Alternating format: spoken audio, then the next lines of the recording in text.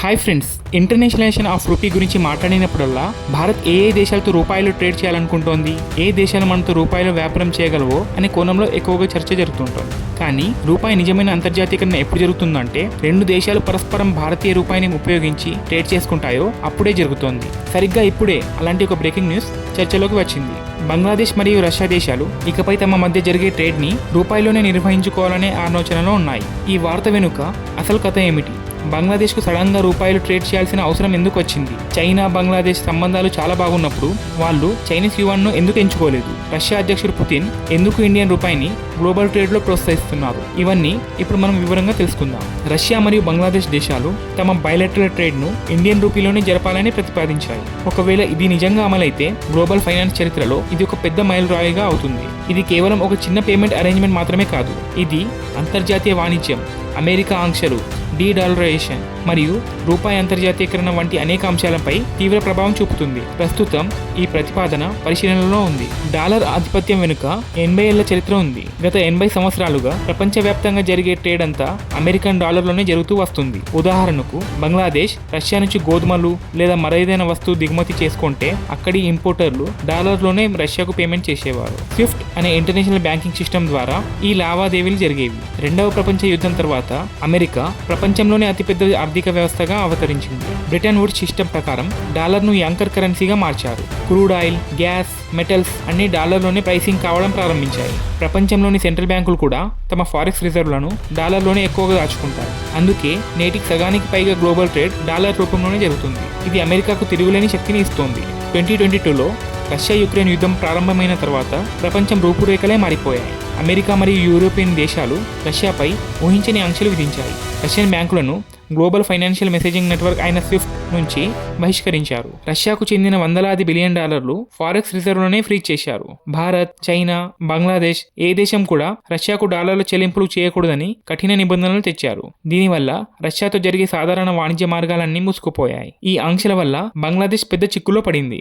బంగ్లాదేశ్ అతిపెద్ద infrastructure project అయిన రూపూర్ nuclear plant నిర్మాణాన్ని రష్యా కంపెనీ రోసాటమ్ చేపట్టింది. భారత్లోని కుడంకులం ప్లాంట్ను కూడా ఇదే కంపెనీ కట్టింది. ఇందులో 1200 మెగావాట్ల 2 రియాక్టర్లు, 2400 మెగావాట్ల కెపాసిటీ ఉంది. ఈ ప్రాజెక్ట్ కోసం రష్యానే బంగ్లాదేశ్కు భారీగా అప్పు ఇచ్చింది. ఇప్పుడు ఆ అప్పును బంగ్లాదేశ్ తిరిగి చెల్లించాలి. కానీ డాలర్ పేమెంట్ చేయడానికి సాంప్రదాయ బ్యాంకింగ్ ఛానల్స్ అన్నీ బ్లాక్ అయ్యాయి. బంగ్లాదేశ్లోని సోనాలి బ్యాంక్లో రష్యా కోసం ఒక ప్రత్యేక అకౌంట్ను తెరిచి డబ్బులు డిపాజిట్ చేస్తున్నప్పటికీ ఆ డబ్బును రష్యా వాడుకోలేకపోతుంది.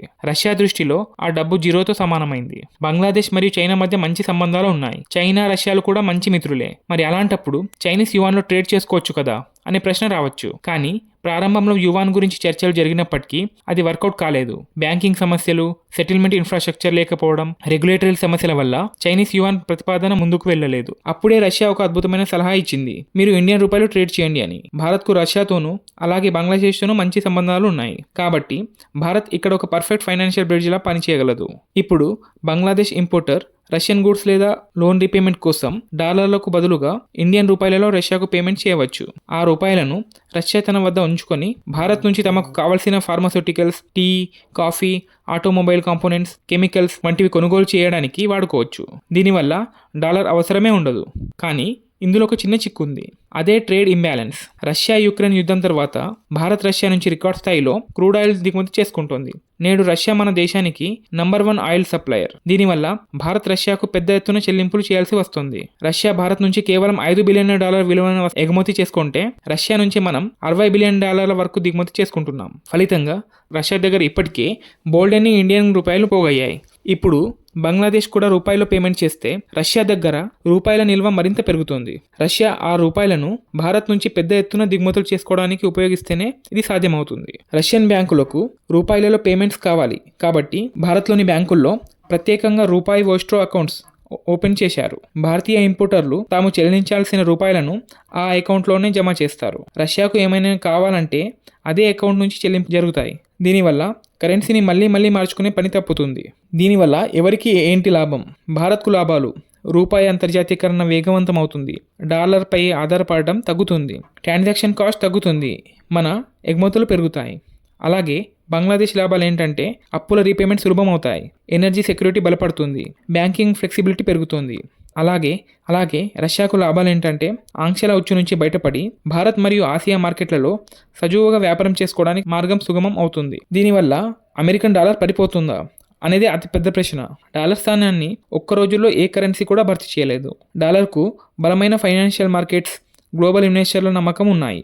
కానీ ఇలాంటి పరిణామాలు రాబోయే 10-20 ఇయర్స్లో డాలర్ మొనోపొలిని నెమ్మదిగా తగ్గిస్తాయి. ఇది డీడాలరైజేషన్ వైపు నడుస్తున్న ఒక కీలకమైన అడుగు అని చెప్పవచ్చు. సో ఫ్రెండ్స్, ఈ టాపిక్ నచ్చితే వీడియోని లైక్ చేసి మన ఛానల్ని సబ్స్క్రైబ్ చేసుకోండి. Thank you.